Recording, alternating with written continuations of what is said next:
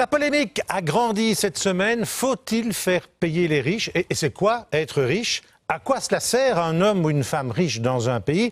Doit-on faire la différence entre ceux qui se sont enrichis et qui sont à l'origine de la crise et les entrepreneurs ou autres capitaines d'industrie? Et puis le prochain gouvernement devra sans doute prendre des mesures d'austérité. Faut-il de nouveaux impôts pour les riches, comme cela s'annonce en France par exemple, ou la note d'Irupo qui veut taxer les patrimoines dépassant 1 250 000 €? Faire payer les riches, est-ce que cela paye? Et puis y a-t-il aussi une dimension, je dirais, éthique et même philosophique dans ce débat? Et puis en fin d'émission, nous évoquerons le procès télé-réalité de DSK avec deux ténors du barreau de Bruxelles, Maître Clément de Cléty et Maître Legros, qui seront les avocats de DSK et de Madame Diallo. Cette saison, encore plus d'interactivité. Vous pourrez nous joindre par Skype et d'ailleurs être en direct sur cette antenne, par Twitter aussi, Facebook et bien entendu, comme d'habitude, les SMS. Ce midi, la question, faut-il faire payer les riches? Vous pouvez voter sur le site de rtlinfo.be et nous aurons l'occasion de voir les résultats. 92% pour l'instant disent qu'il faut faire payer les riches. Alors, mes invités ce dimanche, Louis Michel, député européen et maire, Jean-Jacques Viseur, bourgmestre de Charleroi, CDH, Fabienne Bister, administrateur délégué de la moutarderie Bister l'Impérial, Yvan Mayer, c'est le président du CPS de Bruxelles, Christophe Goossens, avocat spécialisé en droit fiscal, Raoul Edebau, porte-parole du PTB, Philippe Defeit, président du CPS de Namur. Et puis nous aurons aussi un témoin durant le débat. Alors peut-être la première question à se poser, c'est être riche. Qu'est-ce que ça veut dire? Et nous avons d'ailleurs reçu un SMS. Riche qui a de la fortune, possède des biens et de l'argent en abondance, et c'est le petit Robert. Alors, à partir de quelle somme est-on riche, Philippe Defeit? D'abord, considérer qu'il y a une série de personnes qui trinquent de manière absolue parce qu'elles n'ont rien. Oui, mais ça, vous ne répondez pas à ma question. Je vais vous répondre, bien sûr, monsieur. Parce qu'elles n'ont rien, parce qu'elles n'ont même pas 100 € devant elles, quelque part, sur un compte d'épargne. Oui, moi, je pense que dans la richesse, il y a 3 niveaux. Premier niveau, il y a celui de l'aisance. Les familles qui, je dirais, sans être riches, ont assez de revenus, un peu d'argent de côté, ce qui veut dire que quand il y a un coup dur, par exemple, une voiture qui tombe en panne ou un accident de santé, on peut y faire face. C'est l'aisance. Oui. C'est pas nécessairement l'extrême richesse. Et puis, il y a le niveau supérieur. C'est ceux qui ont non seulement l'aisance, mais qui sont probablement insérés dans des réseaux de relations, de pouvoir, qui sont suffisamment riches pour avoir de grandes propriétés, une résidence secondaire, etc. Et puis, il y a une troisième catégorie. Ça fait combien d'euros? Soyons concrets. Alors, je vais donner un chiffre. 1 million d'euros, 2 millions, 3 millions? Les statistiques fiscales, en Belgique, il y a environ 200 contribuables qui ont plus d'1 million de revenus imposables par an. Voilà. Ça, ce sont les riches pour vous? Ça, ce sont des personnes qui sont certainement très à l'aise. D'autant plus que dans notre système actuel, on ne connaît pas l'entièreté de leurs revenus. Les personnes qui déclarent plus d'1 million de revenus imposables par an, en moyenne d'ailleurs, c'est 1,5 million pour ces 200 ménages ou contribuables, ne déclarent pas l'ensemble de leurs revenus, et notamment la plupart des revenus de la propriété. Oui. Alors, Yvan Mayer, les deux présidents du CPS, pour vous, être riche, c'est quoi? Donc, on a vu 1 million, 1,5 million d'euros par an?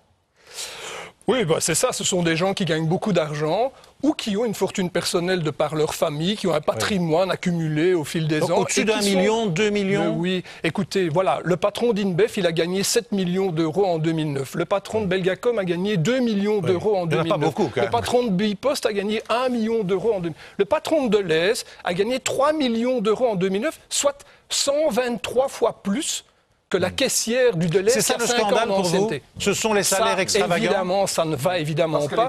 Je n'ai pas terminé ce que je voulais dire. Donc c'est évidemment ça qui est scandaleux dans la richesse. C'est l'écart qu'il y a entre ces gens qui sont au-delà de toute limite. L'argent n'a plus d'importance pour eux. Et tous ceux qui, au quotidien, doivent évidemment vivre à l'euro près et qui ont des difficultés. Louis Michel, un riche. Combien? Mais je vais vous surprendre, je suis assez largement d'accord évidemment avec les conceptions que je viens d'entendre, simplement que quand on parle de riches, il faut peut-être aussi aller voir d'un peu plus près la manière dont on s'est enrichi. Il est évident que quelqu'un qui travaille beaucoup, qui compte pas ses heures, qui prend des responsabilités et qui le fait de façon honorable et honnête, on doit avoir quand même un jugement sur cette personne-là qui est un peu différent que le jugement que l'on peut porter sur les spéculateurs financiers qui ont mis à mal toute l'économie et qui ont créé évidemment des drames humains. Donc deux sortes de riches. Je pense qu'il y a deux sortes de riches. Il y a la manière dont on s'est enrichi. Et ça, c'est directement lié à l'éthique, à la morale.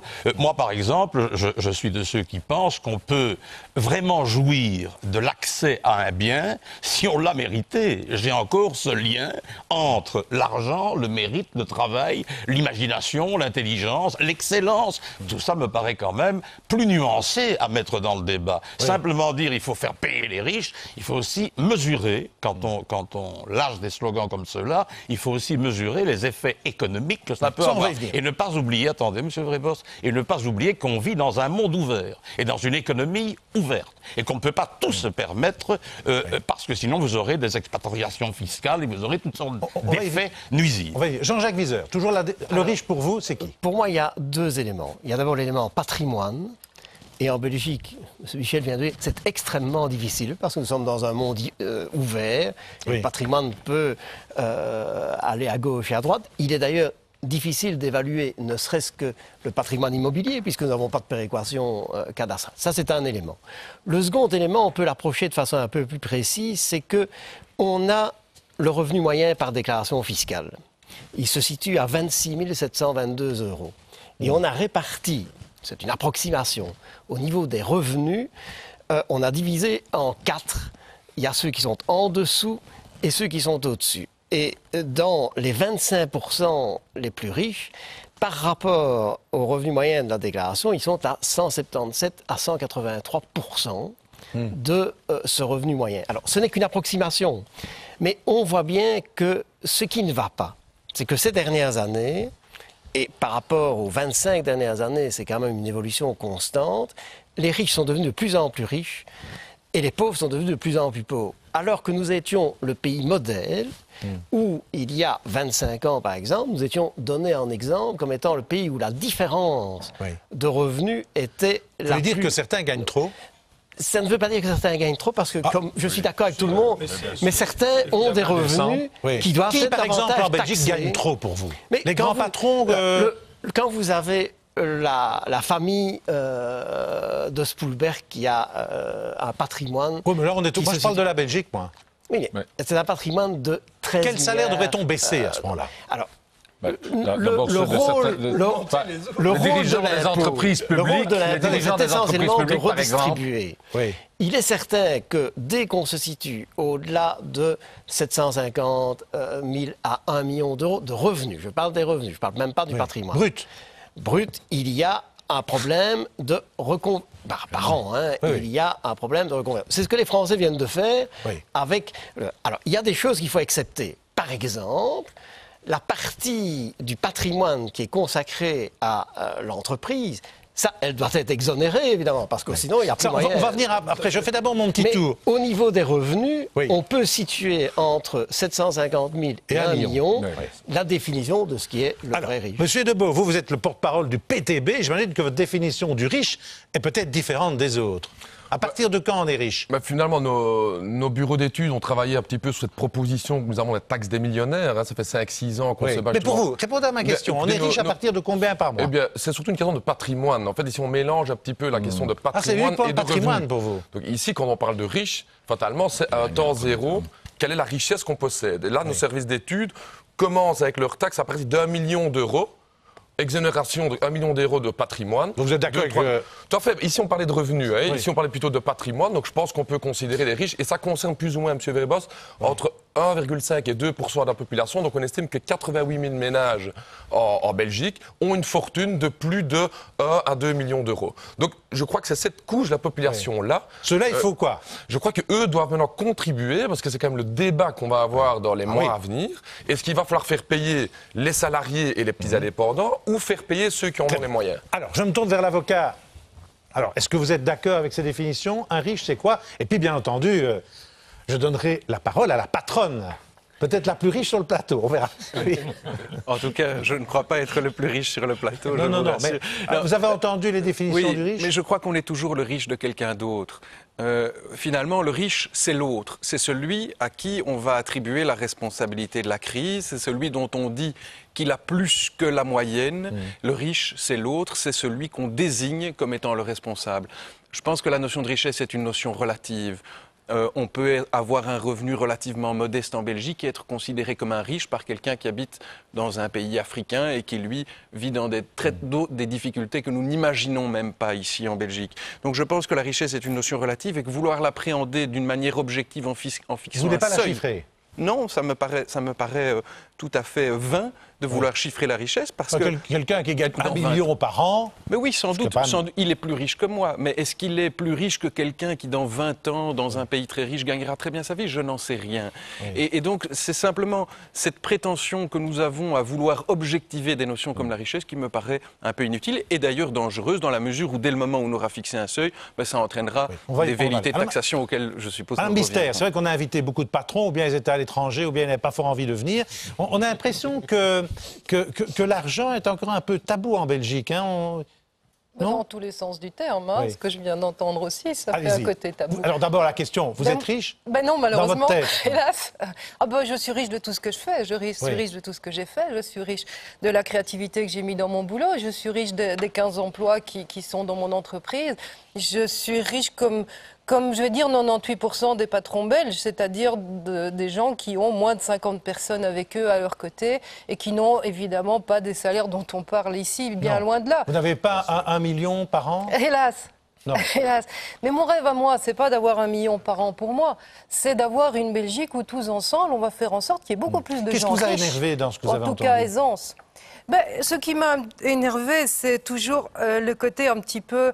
On ne va pas créer de la richesse, on n'en parle pas beaucoup de créer de la richesse. On dit on va prendre à ceux qui ont pour donner à ceux qui n'ont pas. Moi, je pense que ce qu'il vaudrait, c'est aider ceux qui en ont moins à devenir plus riches. Et une Belgique où plein de gens seraient plus riches. On dit toujours le riche de quelqu'un d'autre, et moi je suis malheureusement pas dans la catégorie des riches, mais je voudrais qu'il y ait beaucoup plus de gens qui soient un peu plus riches demain qu'aujourd'hui, et qu'on crée ça ensemble. Alors, les patrons français, en tout cas 16 patrons français, ont dit on est d'accord de payer une taxe.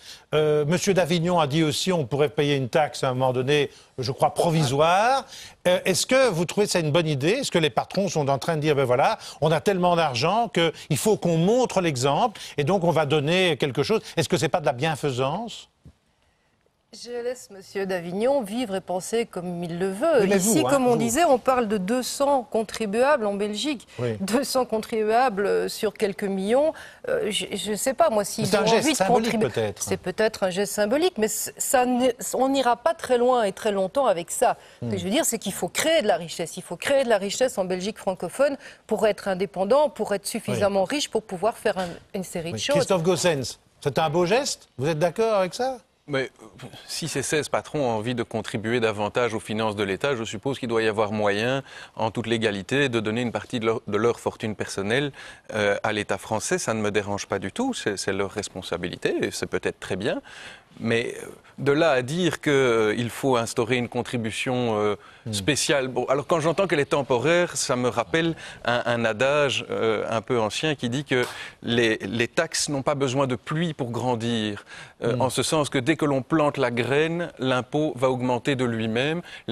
Toutes les taxes définitives étaient un jour des taxes temporaires qui sont devenues définitives. Donc moi, l'idée d'une taxe temporaire, je n'y crois pas. Une fois qu'elle sera instaurée, elle va entraîner des recettes fiscales dont on ne voudra jamais se priver. Et donc cet impôt subsistera, en tout cas au-delà de la période temporaire pendant laquelle on veut la créer. Pour le reste, je pense qu'une taxe spéciale sur la fortune des plus nantis serait tout à fait contre-productive parce qu'elle aurait pour conséquence de faire quitter la Belgique par un certain nombre de contribuables qui rapportent des recettes fiscales sous forme d'impôts sur les revenus, de TVA, de précompte mobilier ou autres, et que ces contribuables, soit que ce soit des contribuables venus de l'étranger, on sait qu'il y a beaucoup de Français qui sont venus s'établir en Belgique. On ne peut pas les taxer, sinon ils vont partir, c'est ça votre raisonnement? On ne peut pas les taxer, sinon ils vont partir, et donc ils vont baisser les recettes fiscales de l'État. Et en outre, à force de taxer ceux qui, en effet, ont acquis une certaine fortune par leur travail, on décourage le travail, on pénalise la réussite et on diminue la possibilité de générer des recettes fiscales. Attendez, Yvan Mayer a envie de réagir. Tout ça, c'est évidemment faux. Bien sûr, ce sont des lieux communs qui ne résistent pas à la réalité. Ce qui est en fait, oui, bien sûr. Ce qui est proposé aujourd'hui par le formateur et qui est, je pense, important, c'est de transférer progressivement la charge fiscale qui pèse sur les travailleurs, sur les classes moyennes, les bas revenus, vers une charge fiscale qui doit peser sur les très hauts revenus et sur le capital. Et c'est ça qui est en train d'être proposé dans ce pays. Moi, je suis d'accord. Vos arguments de l'avocat. Non, je ne suis pas du tout d'accord avec ces arguments. Donc, tous les gens qui travaillent dans ce pays payent énormément d'impôts par rapport à ceux qui ont d'énormes revenus et qui peuvent, évidemment, et qui proportionnellement ne payent pas la même chose que celui qui travaille. Et donc, il y a deux choses qui ne vont pas dans ce pays. C'est les écarts de revenus entre les gens qui travaillent, le grand patron, mais il y a aussi la caissière qui travaille, il y a aussi ceux qui font la moutarde qui travaillent. Chacun doit pouvoir être payé convenablement. Et cet écart de revenus est beaucoup trop important, il faut le diminuer. Et deux, il faut que ceux qui payent des impôts sur leur travail, aujourd'hui, l'ensemble des travailleurs payent moins, de manière à ce que d'autres, et que la charge soit compensée par d'autres qui, eux, gagnent beaucoup, ou une taxe sur le patrimoine, ce qui est proposé par le formateur, et qui, bien sûr, est proposé de manière temporaire, puisqu'il faut faire 22 milliards d'économies d'ici 2015.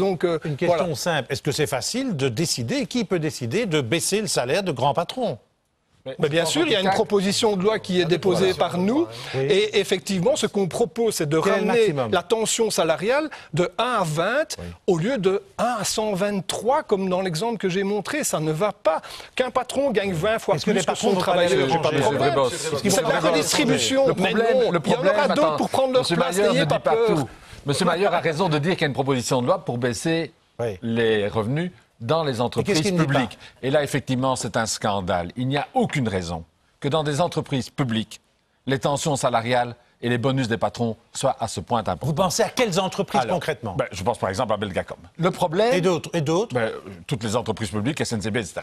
Ils gagnent trop. Vous leur dites ce dimanche, vous gagnez trop, vous devez gagner moins. Je pense, effectivement. Et dans le privé aussi. Bien sûr. Alors la question aussi, est-ce qu'on peut l'imposer dans le privé ? Oui, bien sûr. Est-ce qu'on peut l'imposer ? Ça, c'est la question. Mais bien sûr. En l'état actuel, on n'a pas nécessairement les outils réglementaires, mais on a un outil extraordinaire qui est quand même un outil de démocratie, qui est un outil de la fiscalité. La fiscalité, c'est quoi ? C'est le fait que des personnes qui peuvent se le permettre, qui ont assez de revenus, puissent contribuer au bien commun. D'abord, rembourser la société de tout ce que la société leur a apporté, et puis contribuer au bien commun. Et cette fiscalité ne fonctionne pas parce qu'on l'a laissé aller. Et effectivement, il y a une seule chose où mon voisin a raison. Pourquoi est-ce qu'on a laissé aller les choses ? C'est quand on a créé les traités internationaux, qui ont libéralisé les flux commerciaux et financiers, sans harmonisation fiscale. Et ça, c'est une erreur qu'on va encore payer pendant des années. On a empêché l'harmonisation fiscale. Celle-ci se met progressivement en place. Et quand cet outil sera mis en place, je pense qu'on peut et qu'on doit demander à tous les patrons leur juste part dans le financement de la sécurité sociale et de la collectivité. Madame Bister et puis Monsieur Michel, vous pensez que vos collègues, patrons, on a cité quelques entreprises, seraient d'accord de voir leur salaire baisser ? Ils accepteraient cela ? Je pense qu'au niveau de l'entreprise privée, il y a une autre logique. Si les actionnaires de ces entreprises ont décidé de donner des salaires pareils, c'est parce que d'une certaine manière, ils sont satisfaits du patron. Dans le privé, la sanction est très lourde aussi. Si vous ne faites pas bien votre métier, vous n'y restez pas. Mais quand même assez souvent. Et ensuite, après avoir mis en faillite, on augmente les salaires, dans certains cas, de patrons dont la valeur de l'entreprise a baissé, qui a détruit de l'emploi et dont les bénéfices sont réduits. Comment peut-on justifier d'augmenter le salaire de patrons qui font mal leur boulot ? Mais vous ne parlez là que de quelques cas. Moi, je dis qu'il y a 98% des patrons qui sont... Là, vous parlez de quelques, mais quelques, c'est moins de 10. Attendez, stop. C'est pas ça qui va sauver la Belgique de demain. On va arrêter de parler de quelques cas humains ou de quelques entreprises. La Belgique, c'est pas ça. Il faut arrêter de parler de l'avenir de la Belgique en parlant de quelques cas personnel. Louis Michel. Voilà. On a un autre avenir. Oui, moi, je dois vous dire vous situez-vous dans ce débat? Je vais tout de suite vous le dire. Je dois vous dire que déjà, il y a il y a quelque part quelque chose d'équivoque quand on parle d'une taxe sur les revenus ou sur le patrimoine. C'est très différent. Autant je peux m'inscrire dans l'idée éventuellement, si vraiment c'est nécessaire, d'une taxe sur les revenus de manière temporaire, autant je crains évidemment que le curseur va être utilisé abusivement si on parle d'une taxe sur le patrimoine. C'est-à-dire ? Parce que c'est évident que c'est quoi le patrimoine? À partir de combien? Monsieur Di Rupo propose 1 250 000. Hors logement, hors logement et hors outils. Oui, d'accord. Mais qu'est-ce que ça aura pour effet, monsieur Vrebos? Mais ça aura pour effet très rapidement une expatriation fiscale. Comme on l'a vu en France. Mais non, mais avec vous, c'est toujours mais non. Mais non. C'est toujours mais non. Tout dépend. Vous permettez, il y a un autre élément qui me semble, pour objectiviser un tout petit peu le débat, Monsieur Vrebos, je pense que vous me connaissez, moi je suis pas un gourou de la diminution fiscale. Je suis totalement d'accord qu'il faut évidemment que les épaules les plus larges contribuent. On connaît le discours. D'ailleurs, Monsieur d'Avignon, dont on a fait grand cas de ses déclarations, n'a rien dit d'autre que ça. C'est ça qu'il a rappelé en réalité. Bon, si un homme politique disait ça, on n'aurait pas le sentiment, on n'aurait pas en tout cas les félicitations de la CSC. Il y a un élément dont on ne parle pas ici. Rien, pas un mot. C'est que l'impôt, il doit être juste. Je suis d'accord avec ça, et je suis prêt à débattre de beaucoup de choses là-dessus. Il doit aussi être justifié. Il faut que le citoyen sente que l'impôt par lequel il contribue aux dépenses publiques soit justifié. Et ça, je dois vous dire que dans le débat qui nous occupe, je n'entends pas un mot sur des réformes, sur des réformes au niveau des dépenses publiques. Il est clair que l'État, la puissance publique, doit aussi brosser devant sa porte et doit aussi prendre un certain nombre de mesures pour éviter des gaspillages et des dépenses inutiles ou, disons, inconvenantes, qui ne servent à rien. Louis Michel, la cotisation sur le grand patrimoine, donc, qui est dans la note d'Irupo, le MR est pour ou contre? Non, tel quel, nous sommes contre. Parce que c'est évidemment ramener ça ils aiment bien, hein, c'est ramener toute la symbolique du cadastre du patrimoine, etc. Et ça, c'est créer évidemment un effet d'élan pour que tous ceux qui ont encore des moyens ici en Belgique filent à l'étranger. C'est exactement le contraire qu'on a voulu faire. Réplique à Louis Michel. Il y a vraiment deux techniques. Réplique à Louis Michel. Vous êtes d'accord avec lui? C'est la réplique. Le patrimoine, je suis d'accord avec Louis Michel pour dire c'est extrêmement difficile à faire. Parce que ce sont des impôts qui sont nationaux, régionaux, locaux. Et le jour où on fera une péréquation cadastrale, on en reparlera. Mais on a été incapable de le faire. Or, c'est un élément, c'est pas le seul élément, mais c'est un élément. Par contre, en ce qui concerne les revenus, ce qui est important, c'est de faire remplir à l'impôt sa mission. C'est fournir des moyens à l'État pour mener une politique qui soit une politique juste. Donc, il faut que l'État justifie que la politique qu'il mène est adéquate. Et donc, dans notre esprit, il faut que 2/3 des efforts soient des efforts d'économie de la part de l'État. Mais en ce qui concerne le dernier tiers, qui est le tiers impôt, il y a 2 éléments qui sont majeurs. Le premier élément, c'est que la répartition équitable, elle est de moins en moins équitable. Moi, je vois les chiffres. Je ne parle même pas de la situation entre 1945 et 1970. Vous savez que dans un pays comme les États-Unis, pendant cette période-là, et les États-Unis sont tous sauf un pays communiste, même à l'époque. Vous savez que le taux marginal de l'impôt était de 91%. C'est-à-dire que la logique était que, en ce qui concerne les revenus, lorsqu'on arrivait à des revenus qui étaient très importants, je ne parle pas des... Vous aimeriez qu'on arrive à ça ici? Non, sûrement pas. Mais je pense que c'est un indice de ce que, en période de crise, et c'était la suite de la crise de 29 et la suite de la guerre de 40, on dit les riches doivent contribuer plus. Et donc, en ce qui concerne les revenus, il faut commencer par des choses simples. Je suis 100% d'accord avec M. Defay. Tous les montages qui ont été faits dans les entreprises publiques, pour que les patrons des entreprises publiques puissent recevoir leur traitement, non seulement à travers un traitement direct, mais à travers des entreprises, à travers des services, pour payer le moins d'impôts possible. Enfin, ça s'est encore vu à Bruxelles, avec l'aéroport de Bruxelles. Ça n'est pas acceptable. Il y a une deuxième catégorie, ce sont les entreprises cotées, où là, dans la bonne gouvernance, il est impérieux plutôt que les patrons ne gagnent pas de façon démesurée par des bonus, par des avantages. On a dit la situation, et c'est une situation qui s'est passée dans plusieurs banques, c'est que jamais les patrons n'ont gagné autant que lorsque leur société s'est effondrée. En Belgique comme ailleurs. Et là, il peut y avoir des dispositions fiscales, et puis il y a le reste. Mais que chacun ne se sente pas visé, ça vise une situation qui est particulière. Les bonus, ça n'est pas acceptable dans la mesure où c'est de la spéculation pure menée par des traders. OK. Alors, un petit coup d'œil sur notre sondage. Vous pouvez voter d'ailleurs sur le site de rtlinfo.be. Faut-il faire payer les riches ? 90% disent oui, 8% disent non et 2% sont sans avis.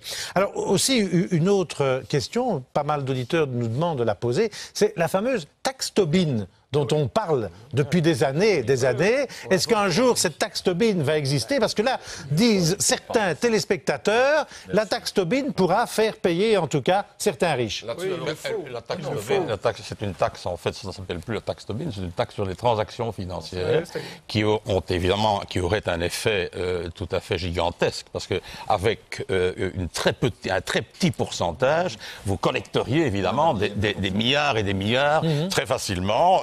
Je pense qu'elle a aussi une dimension éthique, bien entendu. Oui. Donc tout le monde est pour. Le Parlement européen a voté quasi à l'unanimité. Le Parlement belge l'a voté. Le Parlement belge l'a voté. Didier Reynders l'a présenté il y a plusieurs années déjà au Conseil des ministres européens. Le problème, évidemment, c'est que on cherche à obtenir une masse critique suffisante pour pouvoir la mettre en œuvre dans un certain nombre de pays.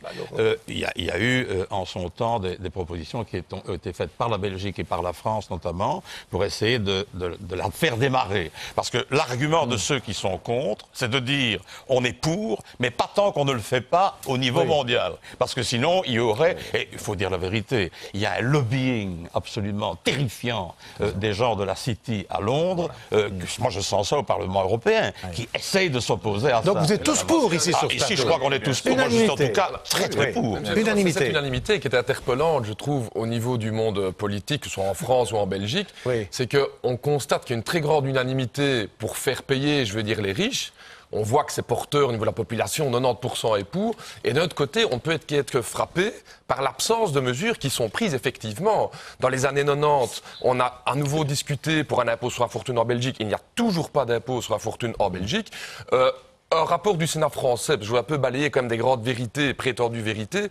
Le Sénat français, on peut quand même pas dire que la France est dirigée par un grand gauchiste à travers M. Sarkozy, a publié un rapport qui indiquait que seulement 2% des assujettis à l'impôt de solidarité sur la fortune ont quitté le pays. Ce qui fait conclure au Sénat français que cet impôt est plus que rentable. C'est exactement le contraire. Non, tout à fait. J'ai l'étude du Sénat pas du tout, français. pas du tout. Attendez. L'étude du Sénat français indique et qu'il c'est y la a eu raison. deux... Non, attendez, je vais juste finir mon idée. Et le débat qui est intéressant, et le débat qui est intéressant. On ne peut pas travestir la vérité de cette manière-là. Ce n'est pas possible. Et ce qui est intéressant, c'est que le débat dans tous les pays, un budget doit être confectionné. Ce qu'on ne prend pas quelque part, on doit le prendre ailleurs. C'est comme ça un budget. Ce qu'on ne va pas aller prendre, attendez, ce qu'on ne va pas aller prendre, ce qu'on ne va pas aller Vous terminez. Attendez, est-ce que je peux pas tous à la fois, vous terminez. Ce qu'on ne va pas aller prendre chez les grosses fortunes, on devra aller prendre chez les salariés. Et c'est ça qui est alarmant quand on voit la note d'Irupo. On ira chercher chez les chômeurs, on ira chercher chez les pensionnés. Mais bien sûr que si. C'est ce qui se passe partout. C'est faux. Réaction de Louis Michel d'abord. Non, personne ne veut faire ça, c'est de la caricature. L'étude du Sénat français, ça touche en fait ce fameux impôt sur la fortune pour 1000 contribuables, pour 1000 redevables. Cela a provoqué une expatriation fiscale de plus de 3 milliards sur une année. Donc, l'étude du Sénat français... Oui, d'accord, mais je veux simplement dire qu'il ne faut pas raconter n'importe quoi. Monsieur Michel, vous savez très bien, c'est tout à fait faux. C'est tout à fait faux. Revalorise les petites pensions. Je m'excuse, mais la note d'Irupo revalorise les pensions, étale autrement la gestion des chômeurs et augmente les salaires des gens. Donc je pense que là aussi, c'est tout à fait faux. Un gel des pensions dans la fonction publique est considéré comme une augmentation des pensions. Expliquez un petit peu. Il faut répondre à Monsieur Goossens d'abord, Maître Goossens, et puis on va voir notre témoin sur le plateau. Alors je voudrais réagir sur 2 points. J'ai l'impression dans tout ce débat que l'on raisonne comme si les riches ne payaient jamais d'impôts, si les riches bénéficiaient d'une sorte d'exonération et qu'à la différence du reste de la population, ils étaient exonérés d'impôts. Mais c'est tout à fait inexact. C'est tout à fait c'est inexact. Les spéculateurs payent des impôts comme les autres. Toute personne paye des impôts sur les revenus de son travail. Les plus-values sur actions correspondent à des bénéfices des sociétés qui sont soumis à l'impôt des sociétés. Mais bien entendu, ça, c'était ma première observation. Ma deuxième observation, c'est qu'on le constate à propos d'un impôt qui frappe précisément la transmission du patrimoine, les droits de donation. On a constaté, et ça tout le monde le sait ici sur ce plateau, que lorsqu'on a baissé drastiquement les droits d'enregistrement sur les donations en 2005, on les a fait passer de plusieurs dizaines de pourcents à 3%, les recettes fiscales ont considérablement augmenté. Ce qui prouve que lorsqu'on diminue l'impôt, ça peut avoir pour conséquence non pas de baisser les recettes fiscales, mais de les augmenter. Et en l'occurrence, c'est dans des proportions tout à fait considérables. Et je me souviens d'avoir vu M. Dardenne se féliciter d'avoir baissé l'impôt sur les donations à 3%. Mais je crois que c'est un peu la même chose pour l'impôt sur les revenus. Des baisses d'impôts peuvent, dans certains cas, provoquer des augmentations de recettes fiscales. Le service d'études du PTB a étudié, on a fait notre top 50 des grosses entreprises en Belgique. Oui. Et on a pu démontrer que l'impôt des sociétés, qui devrait normalement être de 34%, l'impôt moyen payé par ces 50 entreprises est de 0,67%. Et je ne parle évidemment pas de l'entreprise de madame. Après, on a fait... Non, parce que là, on parle ici des grosses entreprises. Attendez. En même temps, M. Verbas, on a analysé l'évolution de l'emploi dans ces 50 entreprises. Parce que c'est un argument qu'on entend beaucoup, c'est faire des cadeaux fiscaux aux riches, créer de l'emploi. Eh bien, on a vu en fait que l'emploi a diminué dans ces entreprises de plus de 3500 unités. Donc, cette thèse qu'on dit cadeaux fiscaux, donc création d'emplois, est tout à fait fausse. Et c'est la raison pour laquelle un parti de gauche comme le PTB demande d'aller taxer les riches pour créer un emploi sûr, un emploi public. C'est vrai. Il y a notre témoin qui attend, il faudrait qu'elle parle. De dire qu'on ne peut pas mettre tout le monde dans le même sac. Elle a raison. On parle de quelques patrons, de quelques comportements. Oui. Mais la meilleure façon d'aider tous les entrepreneurs, tous les patrons, et notamment toutes les petites et moyennes entreprises, c'est un système fiscal plus juste, à la fois à l'impôt des sociétés et à l'impôt des personnes physiques. Et c'est la meilleure façon d'aider les entreprises dont on parle et que défend Mme Bister. Voilà. Alors j'accueille Mme Chamy, qui est notre témoin. Mme Chamy, bonjour. Alors vous avez dépendu d'un CPS, vous travaillez, c'est ce qu'on appelle l'article le 60, qui est provisoire. Alors vous avez entendu le débat. Un riche, c'est quoi quand on doit vivre avec un salaire minimum? Ce qui se passe déjà, c'est le fait que on passe par des étapes de notre vie qui font qu'effectivement, il y a des personnes qui ont suivi des études, etc. Et qui ont un salaire. Mais vous, je parle de vous. Votre sentiment par rapport à ceux qui ont de l'argent? Je n'ai pas vraiment d'opinion là-dessus, c'est-à-dire qu'il y a des gens qui ont justement mérité salaire, qui ont travaillé très dur, qui ont été très ambitieux, qui ont suivi énormément d'études. Et donc, je pense que tout travail mérite salaire, effectivement. Et vous avez vécu vraiment en deçà de ce qui était possible. Et comment on s'en sort? Et comment est-ce qu'on voit ceux qui gagnent justement des millions par an? C'est très difficile. C'est très difficile déjà de s'en sortir, sachant que la crise a frappé pas mal de monde. Je connais autour de moi beaucoup de personnes qui ont perdu leur travail. C'est clair que malheureusement, ce qui se passe, c'est que non seulement tout augmente et que les salaires ne suivent pas.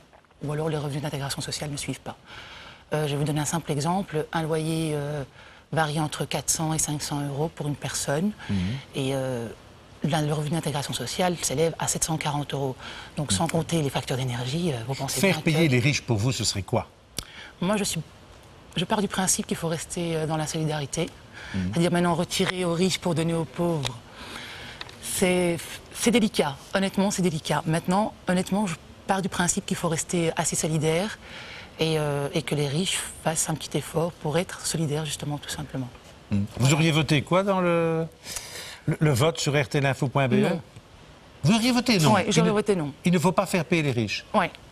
Pourquoi ? Je vote non. Je vote non, pourquoi ? Parce que y a des personnes qui ont vraiment bossé très très dur pour arriver là où ils sont arrivés. Et j'estime qu'on ne peut pas se permettre de retirer aux gens comme ça ce qu'ils ont durement gagné, tout simplement.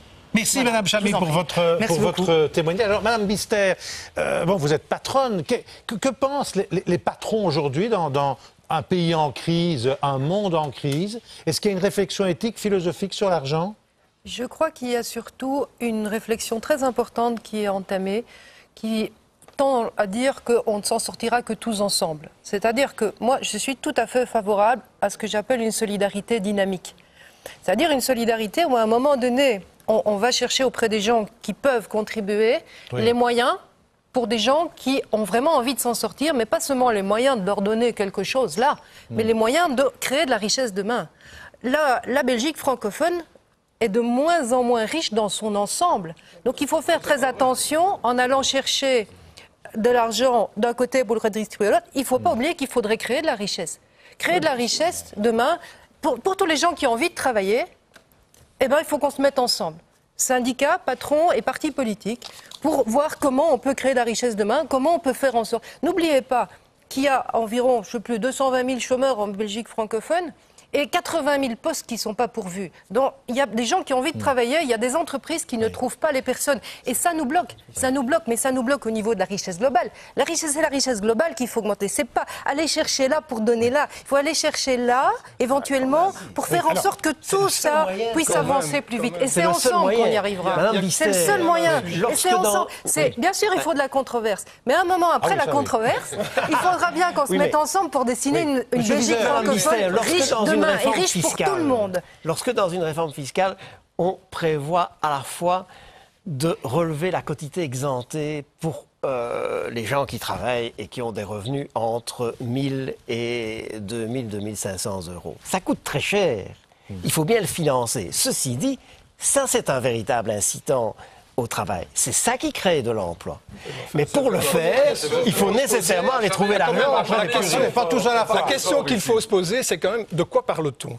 Nous parlons d'une situation qui s'est dégradée depuis 2008 parce que le système financier, le système bancaire s'est cassé la figure.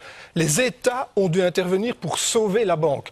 Donc ça n'a rien à voir avec votre entreprise, bien entendu, qui après, les banques, ont arrêté de prêter aux entreprises, ont arrêté de prêter aux particuliers, et l'État aujourd'hui est dans l'œil du spéculateur, dont probablement un certain nombre de banques à qui on a prêté de l'argent. Je vais d'ailleurs poser une question à la rentrée. Je voudrais savoir, ceux qui ont spéculé sur les États, si dans ceux-là, il y a des banques que nous avons aidées. Si c'est le cas, il faut des sanctions et lourdes.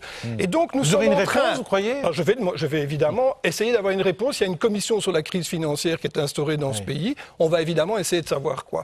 Mais laissez-moi terminer. Pourquoi vous avez alors autorisé ces donations aux banques? Il y a il fallait sauver évidemment l'épargne de l'ensemble des citoyens. C'est pour ça qu'il fallait intervenir. Pour sauver des emplois, notamment. Pour sauver des emplois. On a donné des cadeaux. On a donné des citoyens. On a donné des cadeaux. On a donné des cadeaux. Il ne s'agit pas aujourd'hui du problème des entreprises. Moi, je suis d'accord avec madame. Il faut produire ensemble de la richesse, se mettre ensemble au travail et faire en sorte que tous ceux qui travaillent gagnent raisonnablement leur vie, convenablement leur vie, puissent vivre décemment, espérer dans un avenir pour eux et pour leurs enfants. C'est ça, évidemment, que l'on doit faire, c'est ce bien-être auquel on doit arriver. Mais il faut que ceux qui nous ont mis dans cette situation et qui, en plus, aujourd'hui, probablement continuent à spéculer sur nous, payent, évidemment. Et là, c'est le monde de la finance qui doit être régulé, c'est le monde bancaire qui doit être contrôlé. Mais nous sommes d'accord là-dessus. Je suis entièrement d'accord. Oui, il faut le faire. Faisons-le. Pas de problème. Oui, mais ce que je ne veux pas... Or, je sens bien que c'est à ça qu'on aboutit. Ce que je ne veux pas, c'est qu'on fasse une confusion des genres.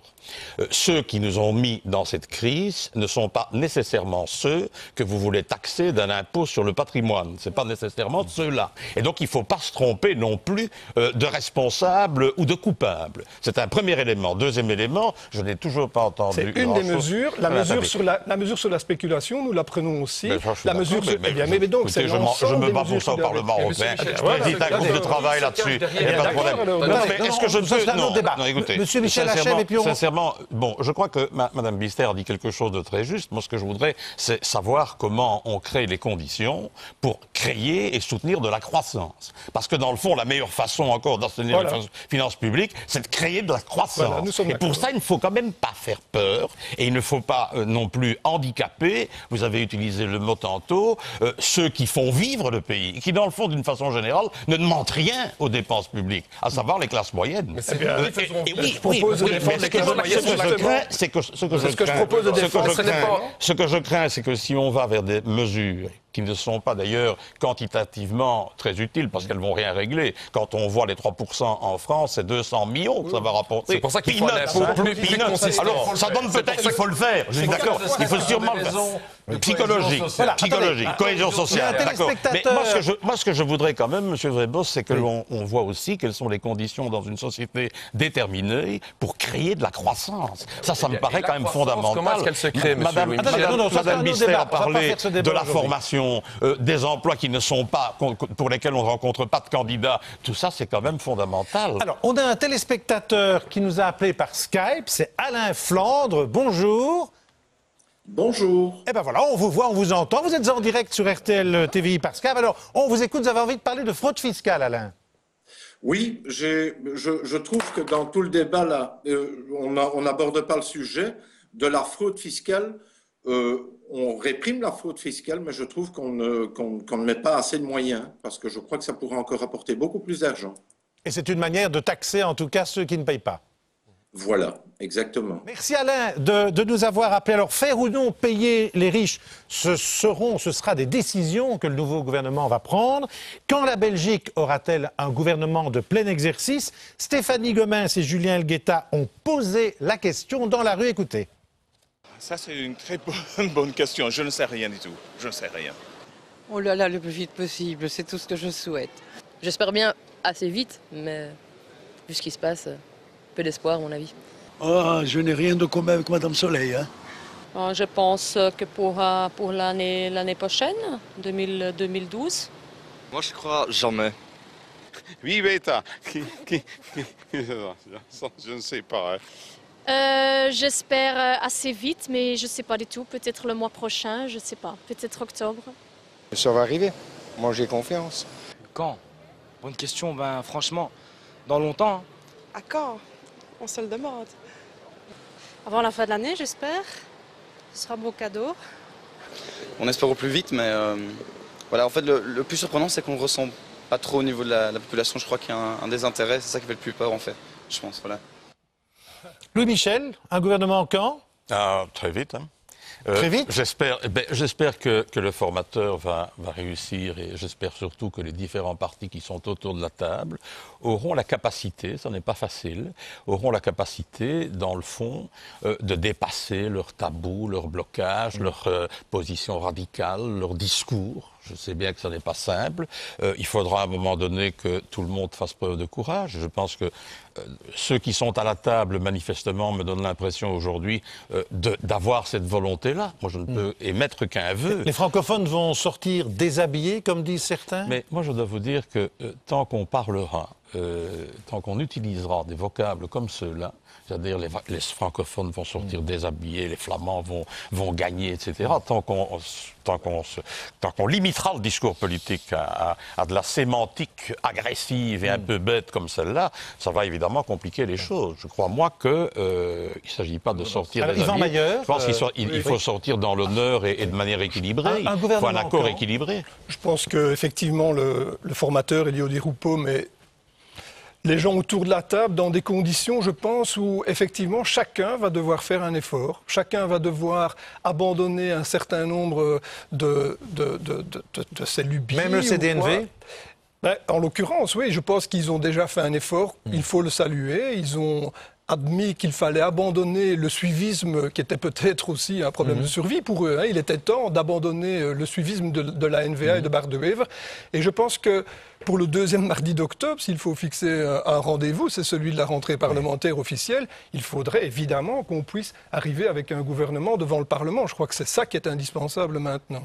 Jean-Jacques Viseur, pour le CDH, est-ce qu'aujourd'hui vous allez devoir dire oui alors que vous aviez dit non, il y a quelques années? On ne fait pas de politique si on n'est pas optimiste, si on n'est pas réaliste. Je pense que les 8 partis qui sont autour de la table, et c'est ça la grande nouveauté, sont tous des partis qui sont capables de faire des compromis et qui sont capables de dépasser des positions naturelles qui sont normales et qui sont pour atteindre le sens du compromis équilibré. Donc je suis. Allez, quand? Alors donnez une date. Moi je donnerais la rentrée parlementaire en octobre. Ah ben voilà de l'optimisme. Et chez Écolo? Ben moi je pense qu'on aura un gouvernement. Je suis plutôt optimiste, mais j'attends de ce gouvernement par rapport au sujet d'aujourd'hui qu'il ne fasse pas de l'austérité pour le plaisir d'en faire.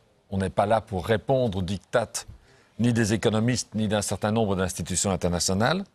Et puis que les efforts, parce qu'il en faudra, soient équitablement répartis en préservant, pour moi c'est un socle minimum d'exigence, en préservant le quart de la population qui déjà aujourd'hui ne s'en sort pas.